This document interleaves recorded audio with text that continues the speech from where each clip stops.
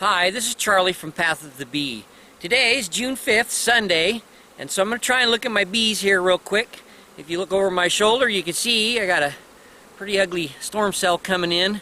It's been raining non-stop for, I don't know, it seems like all winter. So I'm hoping to get some, get into the hives and look a little bit, see what's going on. I want to check on that, that queen situation we have. I have my doubts that things are going to turn out good. So let's get in there and take a look. Okay, so this is the colony here that has the big issue of whether or not, you know, the queen took or not. So I'm going to tear into it and see what things look like. Get suited up. Okay, so I was, I checked these guys about an hour ago, and nobody was flying. It was actually, you know, spitting down some, like, huge raindrops, not real steady, just pretty intermittent, and so the bees were kind of not doing much. Boom, we got a moment of sun, and I grabbed all my stuff and came out here to take a look-see, and bees are flying real big. You can see what I'm racing against. I probably got just enough time, so I'm gonna get in here as fast as I can and we'll see what's going on.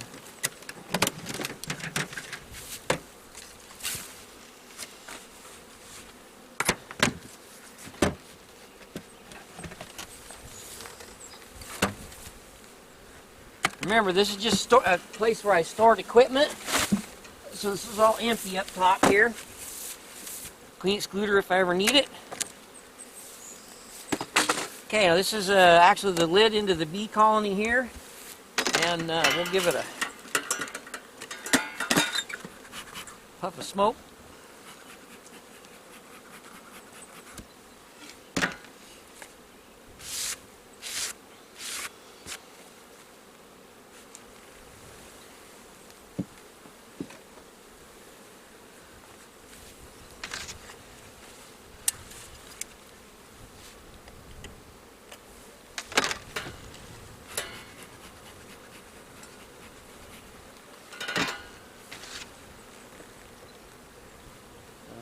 Let's pull the first frame out, and it's really empty. A few specks of nectar here and there, but pretty much just empty.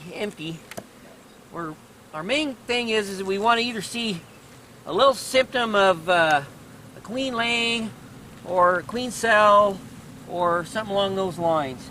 Okay, nectar. There's a lot of nectar on here and some pollen.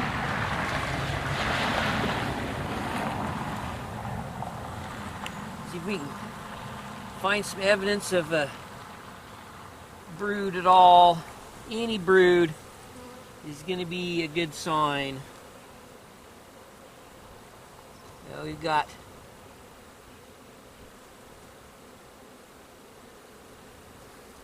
nothing here. They're just packaged, just pollen.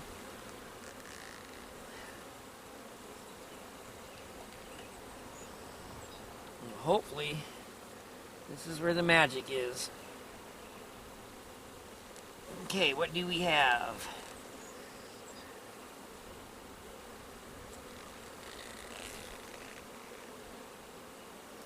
Okay, so if you can see here, I've got a cluster of a bunch of drone comb. Kind of started to form, all intermittent weirdness going on here. Cells, the actual cells in there are stone empty, and then down here I had some looked like queen cell kind of tried to start out situations, and they're tearing that stuff apart and cannibalizing the goodie out of it. So those are non-productive. Same here, they're tearing that one apart. There's bad stuff going on here. So this colony is a laying worker colony, and we're going to have to deal with it appropriately. Now, I'd love to do that today, but that storm cloud coming in tells me that I can't. So I'll do a little bit more checking, but I'm pretty convinced that this colony is over with. Now they're starting to get really bitey. Did you see how when I'm coming in here with my tool and stuff that they're jumping at it and on it? and starting to kind of get aggressive. They can sense that storm coming and that they're opened up.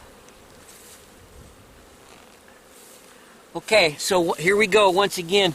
You can see this is definitely laying worker now. Here's a drone cell, drone cell, drone cell, all spread out, kind of sporadic. This is not good at all. And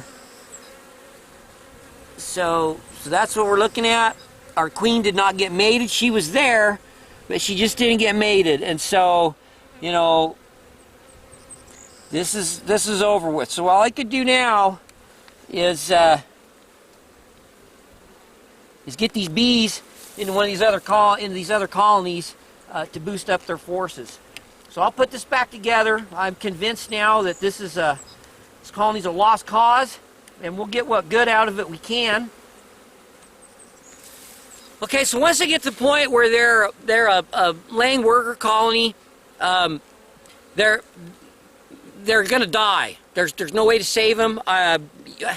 Very rarely you can, like, at times requeen them and she'll take, but 95% of the time they're going to kill her, and it's a waste of effort. If I put a brood frame in there, hope for them to make emergency queen, they're not going to do that. One of the queen's pheromones that suppress the other workers' ovary sensors and stuff that smells down, that's come up, and so there's half a dozen or so of those workers in there. They're like half queens now, and they're putting out their own smell, and so they, even though, you know, they're laying unfertilized eggs, they think that they're a queen, and they'll kill or not produce emergency queen, and they'll kill any queen that we put in. It's over. It's over. The only thing I can do now, and I would, except for that storm coming, I want to give them enough time to, you know, find a home, is to pack this about 50 feet or 100 feet away from my colonies, and get my bee brush and shake all the bees on the ground in the grass, and brush off all of the frames and everything, and just walk away from. After I've dumped all the bees out, I take the equipment, move it someplace I can let them rob out the honey out of it, and that's the best I can do out of it. I have to. That's what has to happen in order to get, you know, any value out of this colony at all at this point. So I'm gonna keep watching the weather. Gosh, that's just too risky to do it today. But I need to have it. I need to get it done in the next day or two, in order to take best advantage of that. What will happen when I shake those bees out in the grass? You know, say probably across the other side of the pond here. This is it.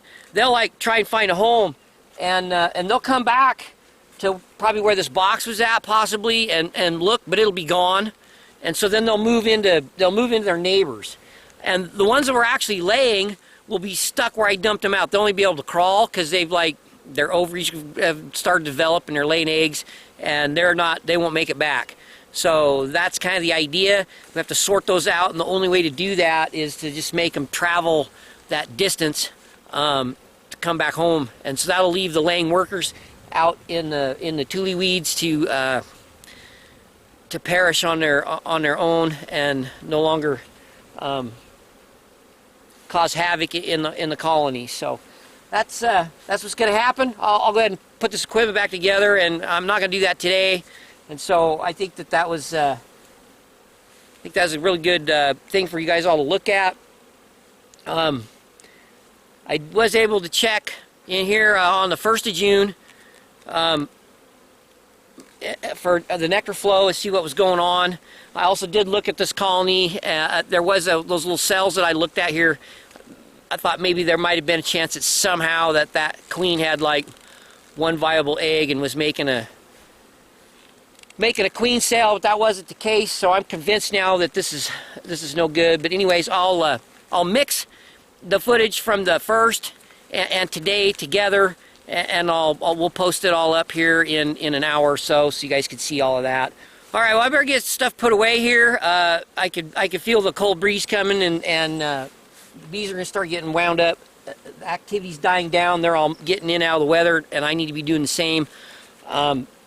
So that's going to be it for this video, and thanks for watching. We'll catch you next time. Today's the 1st of June, and it's a really nice day, 71 degrees finally. A little bit overcast, but really pleasant. So breeze is just a light breeze blowing, and the bees are really going. You can really see them flying out across the meadow there, and we're gonna get in today, take advantage of this weather, and see what it looks like inside. So hopefully we can pick up some nectar deposits in there and see that they're on their way for a reasonable honey flow this year. So, all right, let's get started. I'll kind of show you what I'm looking for. I'm going to see here if this will focus on here, and you guys can see that putting a little bit of nectar in up top on that, and they're repairing some of this old comb. And it's looking good, so we're just gonna go through it quickly and see there in the cluster in the middle what they got going on. But they're starting to put, oh yeah, here we go. They're starting to put nectar in up here on top. This frame is considerably fuller. You can see it's full of shiny in there. Absolutely, you bet. Looks really nice. We're gonna glance at one more here, frame, and see what it looks like. Then we'll put it back together. Oh yeah, so this has got, you know, a lot of nectar all in it here. This side here is full of nectar. They're putting burr comb down below. They're trying to get some drones made, and I have an experiment that I want to pull off. And so, judging by what I'm seeing here, I better get busy on that. I'll make a video on that coming up. I'll explain in detail what I'm gonna do there. Kind of help my colony out with its drone organization, and you know, my ideas are to put in some drone comb, but kind of in a little special way, and I'll show you what that's all about. We're 1st of June here. We're right into the beginning of a hard and heavy-duty honey flow. Flowers are blooming everywhere. I'm standing here at a patch of camas. I live here on the name of this prairie is Wei Prairie.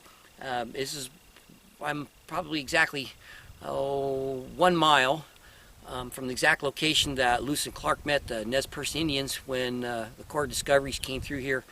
And this camas was a staple food of the Native Americans, and I still have some of it here on, near my apiary, and I like to let it grow, and it makes me feel good, and the bees work on it. I used to think that they didn't until a couple years ago. I started watching really a lot more closely.